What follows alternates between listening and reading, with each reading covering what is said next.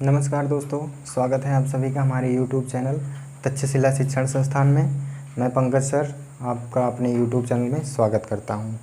आज मैं आपको कक्षा 9 के प्रश्नावली 1A के सभी क्वेश्चन का सलूशन दूंगा। ठीक है, चलिए बिना समय गंवाए शुरू करते हैं। ठीक है, पहला क्वेश्चन है दोस्तों, 20 तथा 40 के बीच समस्त समधन पूर्णांक लिखिए। ठीक है, तो समस्त समधन पूर्णांक ये होता है दोस्तों कि जो संख्याएं एक और अपने के अलावा अन्य और संख्याओं से भी कट जाती हैं वे सम संख्या होती है। और धन पूर्णांक हमें लिखना है। ठीक है, तो धन पूर्णांक का मतलब होता है कि जो संख्याएं धनात्मक होती है वो धन पूर्णांक होती हैं। तो क्या क्या हो जाएंगी दोस्तों, 22, 24, 26, 28, 30, 32, 34, 36, 38 और इसके बाद फिर 40 आ जाएगा। ठीक है, तो पहले क्वेश्चन का आंसर ये हो जाएगा। ठीक, दूसरे क्वेश्चन का क्या आंसर होगा, 1 से 10 तक अभाज्य धन पूर्णांक लिखिए। ठीक है, तो 1 से 10 तक अभाज्य धन पूर्णांक का मतलब ये होता है दोस्तों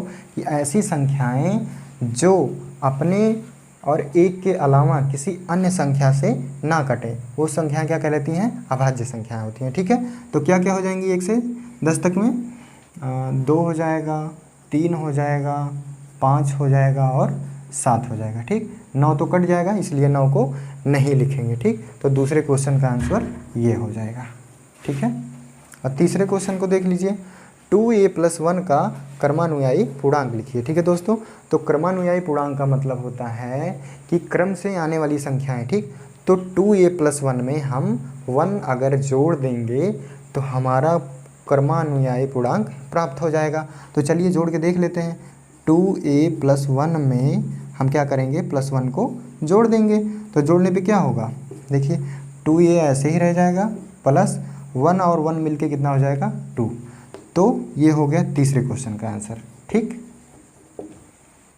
2a+2 क्रमानुयायी पूर्णांक हो जाएगा। ठीक, 2/3 का योगात्मक प्रतिलोम लिखिए। ठीक, योगात्मक प्रतिलोम का मतलब होता है दोस्तों कि हमें इस संख्या में ऐसी संख्या को जोड़ना है जिससे इसका मान 0 हो जाए। ठीक है, तो 2/3 में हम ऐसी कौन सी संख्या जोड़ दें जिससे इसका मान क्या हो जाए, 0 हो जाए, जोड़ना है। ठीक है, तो हम इसमें अगर -2/3 जोड़ दें तो क्या इसका मान 0 हो जाएगा कि नहीं हो जाएगा, बिल्कुल हो जाएगा। ठीक है, देखिए कैसे, प्लस का अंदर गुणा होगा तो प्लस गुणे माइनस मिलके क्या हो जाएगा, माइनस। ठीक है, और 2/3 हो जाएगा ये। ठीक, अब देखिए 2/3 में से 2/3 घटाएंगे तो ये प्लस में ये माइनस में, ये दोनों कैंसिल हो जाएगा, कैंसिल होकर 0 आ गया। तो 2/3 का योगात्मक प्रतिलोम क्या हुआ, -2/3 हुआ। तो योगात्मक प्रतिलोम क्या लिखेंगे आप लोग,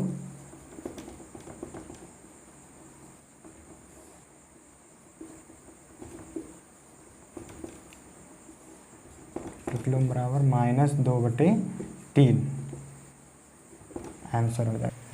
तो अगला क्वेश्चन है -5 का गुणनात्मक प्रतिलोम देख। ठीक है दोस्तों, तो अभी तक तो हम योगात्मक प्रतिलोम ज्ञात किए, तो योगात्मक प्रतिलोम में जोड़ करके उसके विपरीत चिन्ह वाली संख्या को घटा करके 0 मान प्राप्त करते थे।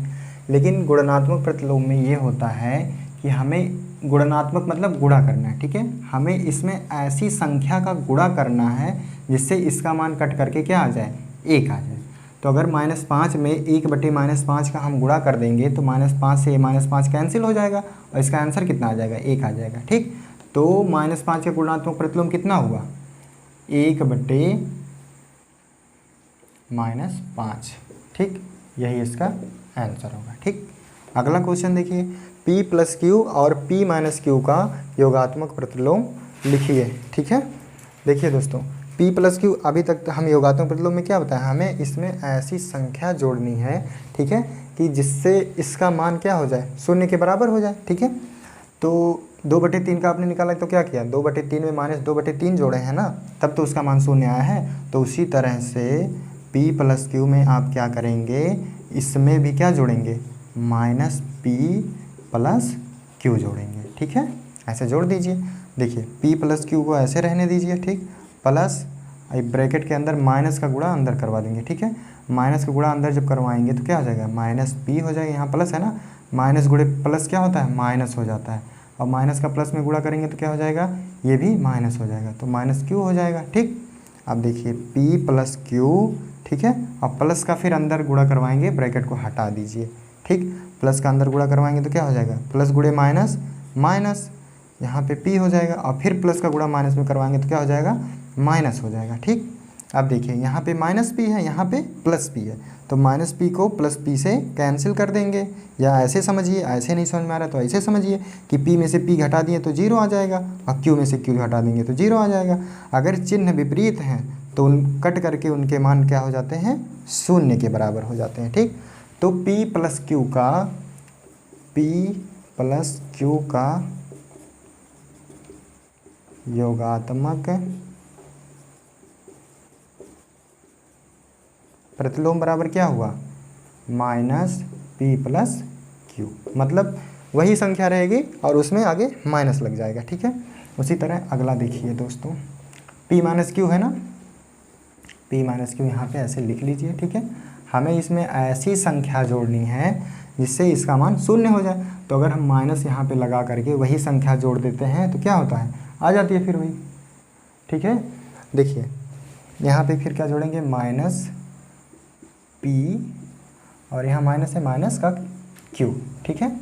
अब देखिए ब्रैकेट को हटाइए, p minus Q plus, bracket के अंदर पहले इसको सॉल्व कीजिए। देखिए यहाँ माइनस है, यहाँ प्लस है, तो माइनस का अंदर गुणा होगा तो क्या हो जाएगा, माइनस p हो जाएगा, और माइनस का गुणा इसमें होगा तो माइनस गुणे माइनस मिलके क्या हो जाएगा, प्लस हो जाएगा, प्लस का q, ठीक।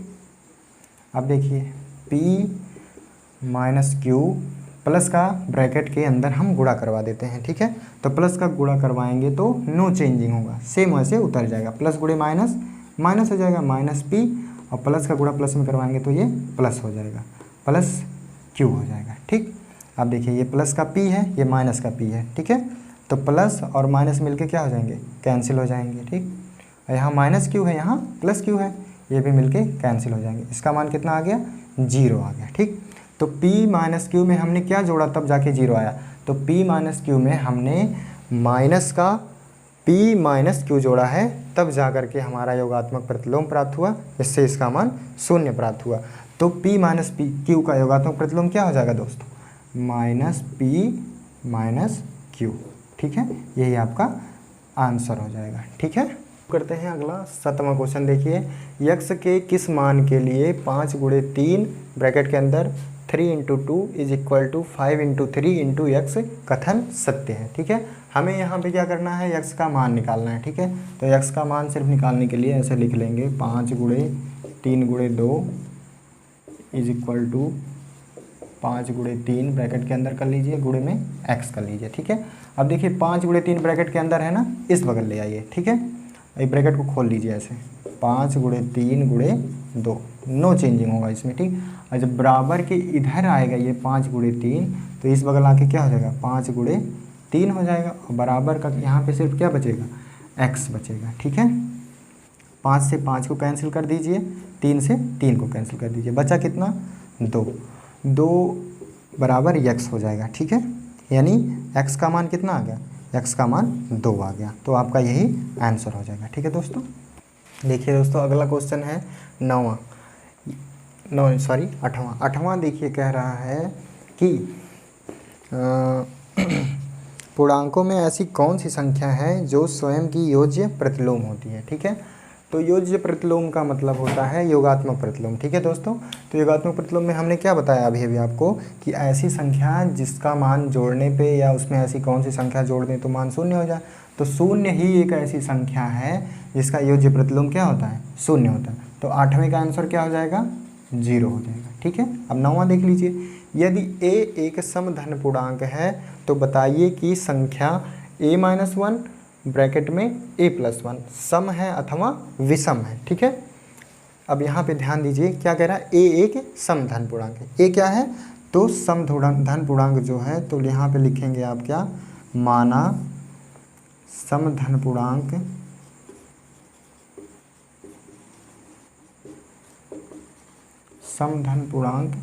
a बराबर 4 धन पूर्णांक है कि नहीं है, पूर्णांक है ना, समधन पूर्णांक है, ठीक है। अब देखिए a-1 और a+1 ब्रैकेट में, ठीक। a बराबर हमने क्या माना है, a बराबर 4 माना है, तो 4 का मान इसमें हम रख देंगे, ठीक है। 4 - 1 हो जाएगा और दूसरे ब्रैकेट में 4 + 1 हो जाएगा। अब देखिए 4 में से 1 घटाएंगे कितना बचेगा, 3 बचेगा, ठीक।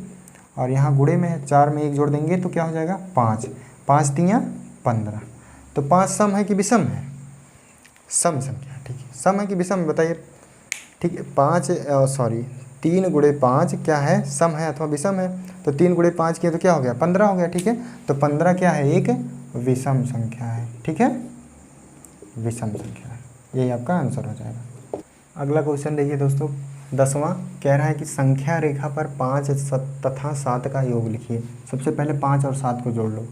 5 + 7 बराबर क्या हो जाएगा 12, ठीक है। तो इसको मिलाने के लिए 0 से उठाएंगे, ठीक है।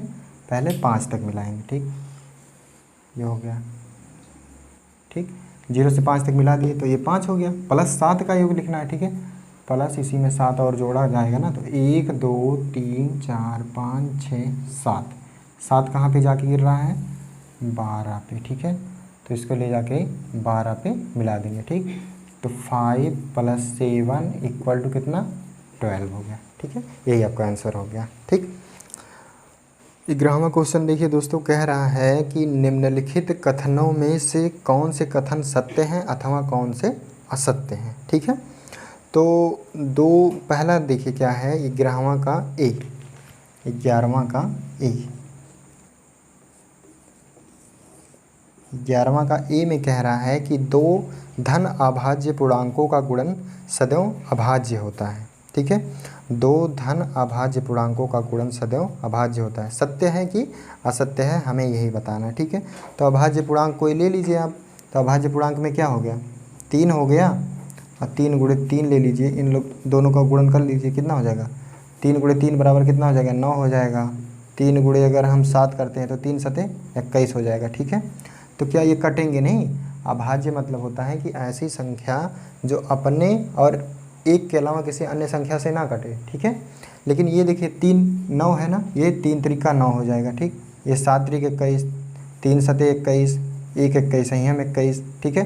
3 संख्या से कट रहे हैं, ठीक है। तो ये क्या है अभाज्य संख्या है नहीं है, ठीक है। तो ये क्या है 11वां का ये असत्य है, ठीक है दोस्तों। 11वां का ये असत्य है, ठीक है। अगला क्वेश्चन देखिए 11 का बी, 11 का बी में देखिए क्या कह रहा है कि यदि 2 धन अभाज्य पूर्णांकों का योग सदैव अभाज्य होता है, कह रहा है 2 धन अभाज्य पूर्णांकों का योग सदैव अभाज्य होता है, बिल्कुल नहीं। देखिए 2 धन अभाज्य पूर्णांक हम ले लें, अगर कोई भी धन अभाज्य पूर्णांक ले लीजिए, अगर हम एक 3 ले लेते हैं, एक 7 ले लेते हैं, ठीक है। 3 और 7 को जोड़ेंगे तो कितना हो जाएगा 10। तो ये सम संख्या आ गई कि विषम संख्या आ रही है, या भाज्य आ रहा है, नहीं ना, ये क्या आ जा रही है सम संख्या आ जा रही है, ठीक है। तो ये भी कथन क्या हुआ हमारा असत्य हो गया, ठीक है। ये क्या हुआ असत्य हो गया, ठीक। अब देखिए 11वां का सी क्या कह रहा है कि यदि a और b कोई 2 ऋण पूर्णांक हैं तब a + b भी सदैव एक ऋण पूर्णांक होगा। देखते हैं, चलिए इसको चेक करते हैं क्वेश्चन लगा करके, ठीक है। 11वां का सी, ठीक है, कह रहा है यदि a और b क्या है कोई 2 ऋण पूर्णांक हैं। a बराबर कोई 2 ऋण पूर्णांक, a बराबर -2 मान लेते हैं, ऋण पूर्णांक माना है ना, और b बराबर -3 मान लेते हैं, ठीक है। तो पूछा है कि a + b भी सदैव एक ऋण पूर्णांक होगा। चेक करिए a + b, a हमने क्या माना है -2 और b की जगह पे हमने क्या माना है -3, ठीक। तो प्लस और b की जगह पे -3 हो जाएगा, -2 प्लस का माइनस में गुणा -3। अब देखिए दोनों का चिन्ह माइनस है ना, तो अगर इसमें माइनस कॉमन लेंगे तो क्या हो जाएगा 2 + 3 हो जाएगा, यानी माइनस का 2 + 3 जोड़ेगा कितना हो जाएगा 5, -5 हो जाएगा, ये आंसर हो जाएगा, ठीक है। तो अब देखिए -5 आ रहा है ना, तो क्या हुआ ये ऋण पूर्णांक प्राप्त हो रहा है कि नहीं हो रहा है। तो ये क्या हुआ, ये हमारा 11वां का सी जो है ये हमारा सत्य कथन है, ठीक है, सत्य है। अगला क्वेश्चन देखिए दोस्तों 12वां कह रहा है यदि a एक धन पूर्णांक है तो दिखाइए कि संख्या a ब्रैकेट में a+1, दूसरे ब्रैकेट में a+2, तीसरे ब्रैकेट में a+3 संख्या 24 से पूर्णतः विभाजित होगी कि नहीं विभाजित होगी, ठीक है। हमें यही चेक करना है, ठीक। तो इस क्वेश्चन को लगाने के लिए हम एक मान लेंगे, मान, ठीक है। माना a बराबर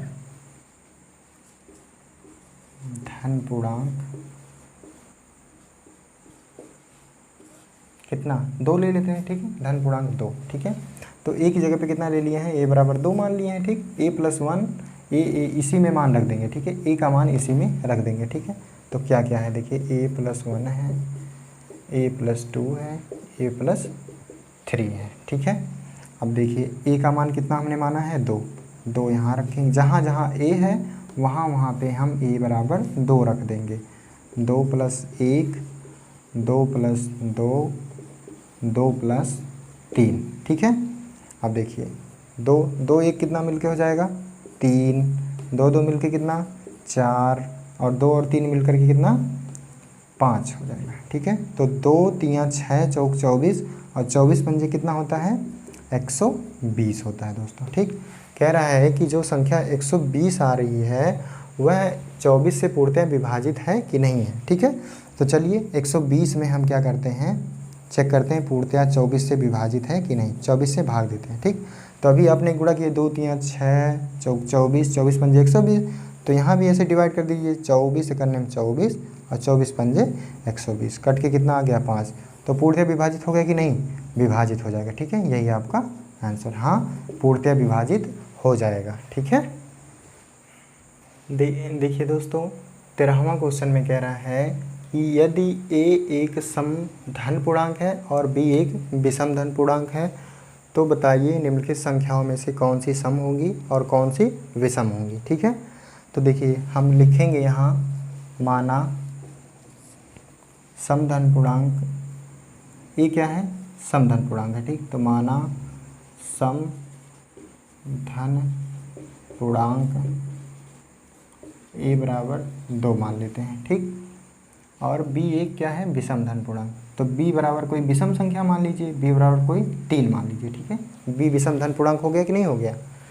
तो a की जगह पे हम कितना रखेंगे 2, a स्क्वायर है तो हम क्या करेंगे 2 का स्क्वायर करेंगे, तो 2 का स्क्वायर क्या हो जाएगा 2 × 2 = 4 हो जाएगा। तो ये सम हुआ कि नहीं हुआ, तो इसके आगे हम लिख देंगे सम है, ठीक। दूसरा देखिए b स्क्वायर है, b स्क्वायर को देखिए b की जगह पे 3 रखेंगे, 3 का स्क्वायर करेंगे क्या हो जाएगा 3 × 3 = 3 × 9 हो जाएगा, ठीक। तो 9 क्या है विषम है, ठीक।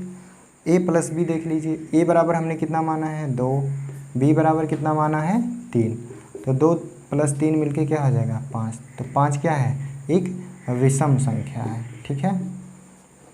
तो 5 को हम लिख देंगे विषम, ठीक है।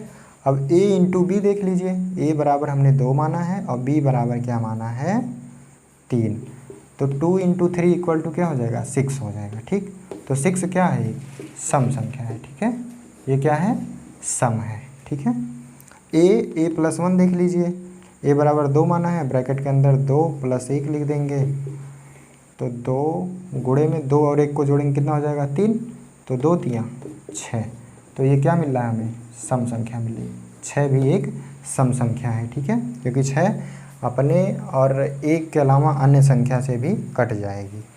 b बराबर देखिए कितना है, b बराबर 3 माना है हमने, ठीक है, b बराबर 3 है ना, तो 3 + 1 लिखेंगे, ठीक।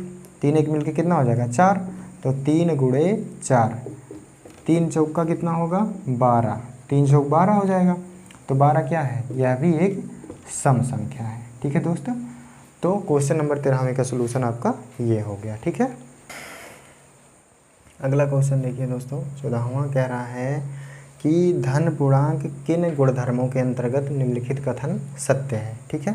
पहला दिया है 3 गुणे ब्रैकेट में 8 + 7 बराबर 3 × 8 + 3 × 7, यानी क्या इसका वितरण कर दिया, यानी 3 का गुणा 8 में + 3 का गुणा 7 में कर दिया, ठीक है। तो ये किस नियम का पालन करता है यही हमको दर्शाना है, ठीक है। पहले तो इसका गुणा कर लीजिए, देखिए 3 × 8 7 कितना हो जाएगा 15 और बराबर 3 × 8 = 24 + 3 × 7 = 21, ठीक। 15 3 कितना 45 बराबर 4 1 5 2 2 4, देखिए 45 बराबर 45 आ गया कि नहीं आ गया। तो यहाँ पे देखिए वितरण हो रहा है कि नहीं, एक बार 3 का गुणा 8 में हो रहा है प्लस लगा के, फिर 3 का गुणा 7 में हो रहा है, तो ये किस नियम का पालन कर रहा है, ये वितरण नियम का पालन कर रहा है, ठीक है। अगला देखिए इसी तरह से कह रहा है कि 3 + 5 + 9 बराबर 3 + 5 + 9। ठीक है, जोड़िए इसको। 3 प्लस पहले ब्रैकेट के अंदर वाला जोड़ लीजिए। ठीक है, 9 5 कितना हो जाएगा, 14 हो जाएगा। बराबर में कितना, 5 3 8 और प्लस में ये 9। ठीक है, देखिए 14 3 कितना हो जाएगा, 17 और 9 8 मिलके कितना हो जाएगा, 17। 17 बराबर 17 हो रहा है कि नहीं। तो ये देखिए ये किस नियम का पालन कर रहा है दोस्तों, योग का साहचर्य नियम का पालन कर रहा है। योग के साहचर्य नियम का पालन कर रहा है। ठीक, अब देखिए दोस्तों 3 × 2, 3 × 2 बराबर 6 और 2 × 3 बराबर 6। दोनों तरफ बराबर आ रहा है कि नहीं, चाहे 3 × 2 करें या 2 × 3 करें। ठीक है, हमें मान क्या प्राप्त हो रहा है, बराबर प्राप्त हो रहा है ना, यानी 6 बराबर 6 प्राप्त हो रहा है। तो ये कौन सा नियम हो जाएगा, यह हमारा क्रम विनिमय नियम हो जाएगा। ठीक है, ये कौन सा नियम हुआ हमारा, क्रम विनिमय। ठीक है, क्यों, क्योंकि हम इसके क्रम को उलट रहे हैं ना। देखिए एक बार 3 का गुणा पहले करवा रहे हैं, एक बार यहाँ 2 को पलट के इसके पहले कर दे रहे हैं। तो ये कौन सा नियम का पालन कर रहा है, ये क्रम विनिमय के नियम का पालन कर रहा है। ठीक है, अगला देखिए 3 × 5 बराबर a × 5 है। ठीक है, तो a बराबर 3 है। ठीक है, अगर हम यहाँ पे ऐसे कर दें, देखिए 5 को इससे काट देंगे अगर ऐसे, तो बचेगा क्या, 3 बराबर a बराबर 3, तो a बराबर 3 a बराबर 3 आ रहा है वहाँ पे। ठीक है, तो अगर यहाँ पे 3 × 5 बराबर a की जगह पे 3 दिया ना, 3 × 5 कर दें। ठीक है, तो ये दोस्तों हमारा निरसन नियम का पालन कर रहा है। कौन से नियम का पालन कर रहा है, निरसन नियम का पालन कर रहा है। ठीक है दोस्तों, तो आपके 14वें क्वेश्चन का सलूशन ये हो गया। अगला क्वेश्चन देखिए दोस्तों 15वां क्या कह रहा है कि संख्या रेखा पर -5 -2 0 1 2 5 को दर्शाइए। तो चलिए हमें इसमें कुछ करना नहीं, बहुत ही ईजी है। देखिए 0 1 2 3 4 5 6, इधर क्या होता है, -1 -2 -3 -4 -5 -6। ठीक है, 0 के जब दाईं तरफ जाएंगे दोस्तों हम, तो इधर क्या प्राप्त होता है, हमें धनात्मक संख्या प्राप्त होती है। लेकिन जब 0 के बाईं तरफ आएंगे तो हमें क्या प्राप्त होगा, ऋणात्मक संख्या प्राप्त होगी। ठीक है, तो सबसे पहले क्या दर्शाना है हमें, 5। ठीक है, -5, तो -5 को ऐसे गोला बना के कोई भी संख्या ऐसे लिख दीजिए a। ठीक है, तो ये हमारा क्या हो गया, -5 हो गया। ठीक है, a बराबर -5 हो गया, और -2 दर्शाना है। ठीक, तो 2 को यहाँ पे ऐसे बिंदी कर दीजिए, इसको कोई भी संख्या मान लीजिए b, तो b बराबर क्या हो गया हमारा, -2 हो गया, ये a बराबर -5 हो गया। ठीक, 0 दर्शाना है, तो 0 को ऐसे c लिख लीजिए, c बराबर 0 यहाँ पे दर्शा दीजिए, बिंदी बना दीजिए। ठीक, 1 को दर्शाना है। ठीक है, 1 की जगह पे हम कोई बिंदु d लिख लेते हैं, और d बराबर क्या लिख देते हैं, 1। ठीक है, 2 को दर्शाना है, 2 को हम मान ले रहे हैं e, कोई भी संख्या मान ले रहे हैं क्या, e बराबर कितना, 2। ठीक, और 5 को दर्शाना है। ठीक है दोस्तों, ये अगला हो गया e, f मान लेते हैं इसको। ठीक है, f बराबर 5 हो गया। ठीक, इसी के साथ दोस्तों 15वें प्रश्नावली 1A के 15वें क्वेश्चन का द एंड। दोस्तों अगर हमारा वीडियो आपको पसंद आया तो हमारे इस चैनल को सब्सक्राइब कीजिए, वीडियो को लाइक कीजिए और अपने दोस्तों के साथ शेयर कीजिए जो आपकी क्लास 9th में पढ़ रहे हैं। ठीक है, इसी के साथ आपका ये प्रश्नावली 1A का द एंड हुआ। ठीक, धन्यवाद दोस्तों।